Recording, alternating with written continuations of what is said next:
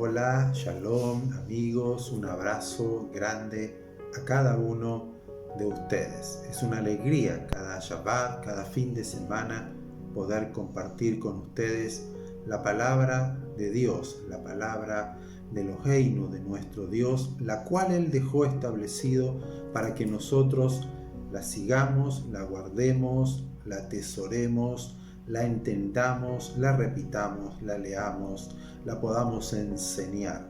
Porque la palabra de Dios tiene una importancia muy relevante para nosotros. No es algo como leer un libro solamente, un libro de historia, un libro de religión. Es la palabra de Dios. Y desde un principio Dios caminaba con Adán cuando lo creó a su imagen y a su semejanza. Ahora el pecado, la desobediencia, el no creerle a Dios, logró que el hombre y la mujer perdieran esa posición, ese lugar que tenían de privilegio delante de Dios. Por lo tanto, dice que Dios los tuvo que sacar y los expulsó del jardín del Edén. Pero a raíz de todo esto, Dios ya tenía elaborado un plan de redención. Por eso que las escrituras, cuando Dios le habla a Moisés, y comienza Moshe a trabajar y escribir todo lo que hoy conocemos como la Torá, los 5 primeros libros de la escritura, Dios comienza a hablarle para poder restaurar esta imagen, esta relación que nosotros teníamos con Dios desde un principio. Y es por eso la promesa del Mashiach. Si nosotros comenzamos a leer la escritura desde este enfoque, desde este entendimiento, que aquí encontramos nosotros la restauración de lo que es la relación de Dios con el hombre, vamos a comenzar a entender cosas que a lo mejor antes no la entendíamos, porque aquí se nos revela la voluntad de Dios para con nosotros. Es por eso que Yeshua, cuando Él vino, dice: escudriñen, métanse en las escrituras, profundicen las escrituras, porque ellas dan testimonio de mí. ¿Cuál es la meta de la escritura? Es conocer al varón perfecto, al segundo Adán, el hombre creado según Dios, en imagen y semejanza. ¿Para qué? Para ser uno con Él. Por eso la importancia que tiene el estudiar, el profundizar las escrituras.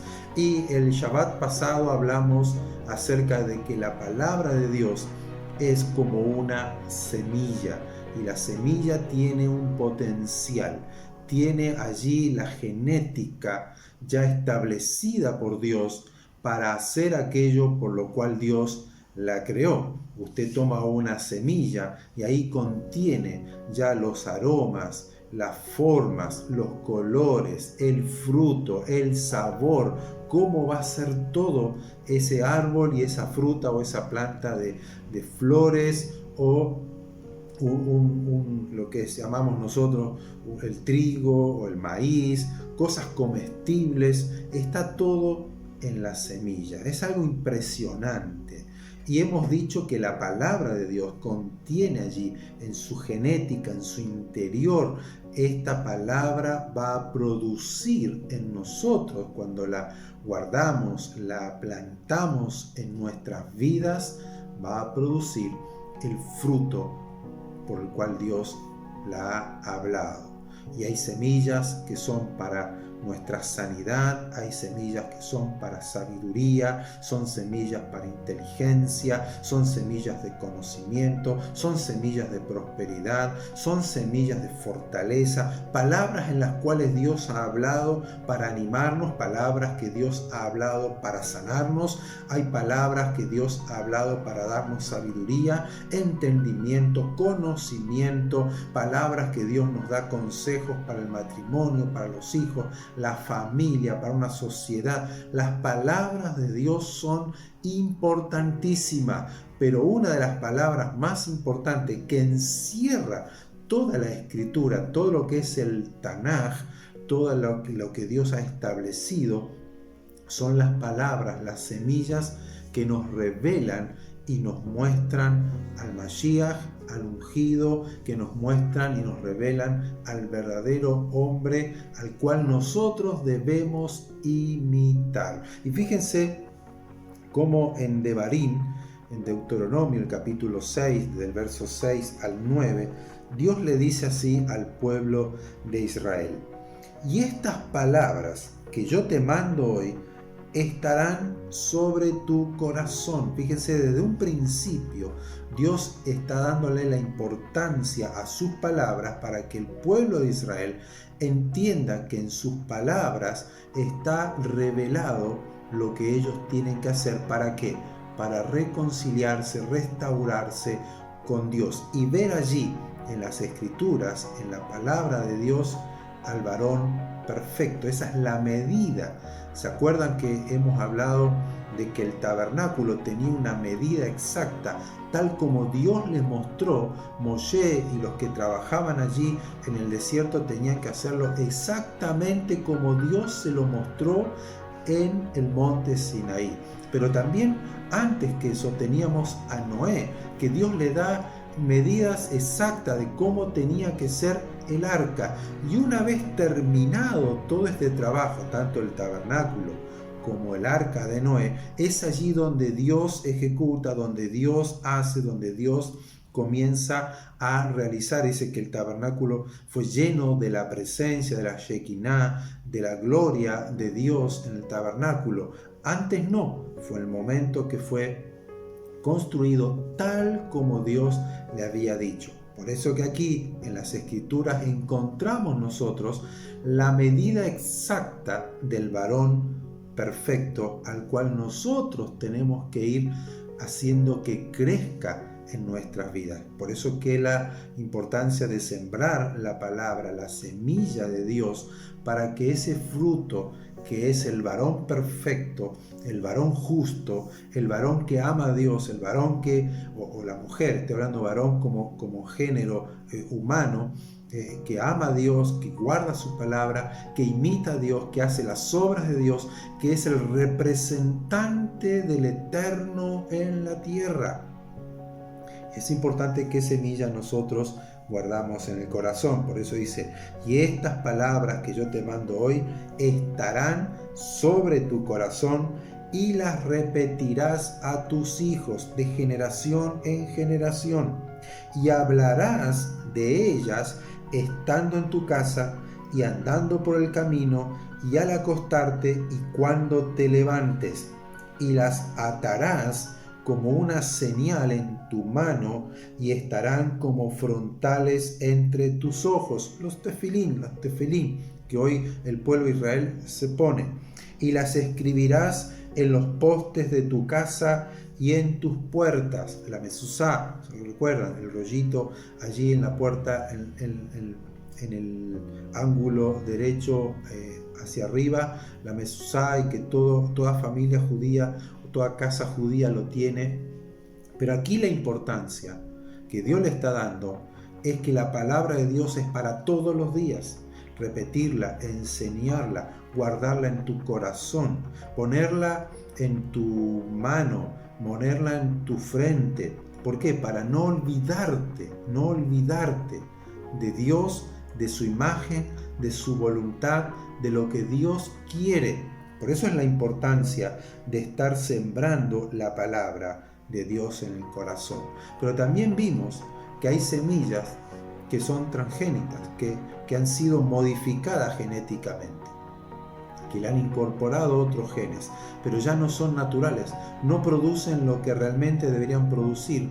Y se dice que no tiene, por ejemplo, todos los laboratorios estudian para que la semilla dé más semilla, para que la semilla sea resistente al calor o al frío o a mucha agua o a la sequía, o resistente a una plaga, pero nunca ellos toman esa semilla y la prueban y hacen los experimentos en un ser humano que produce al ser humano estas semillas que han sido genéticamente modificadas. Y ha sido comprobado por muchos científicos médicos que estos, ya sea el maíz, ya sea la cebada, ya sea la soja, ya sea el trigo, que han sido modificados para producir más o que tengan mayor efecto a grandes escalas para tener mayores ganancias económicas, son las que han producido en el cuerpo humano muchas de las enfermedades que hoy padece.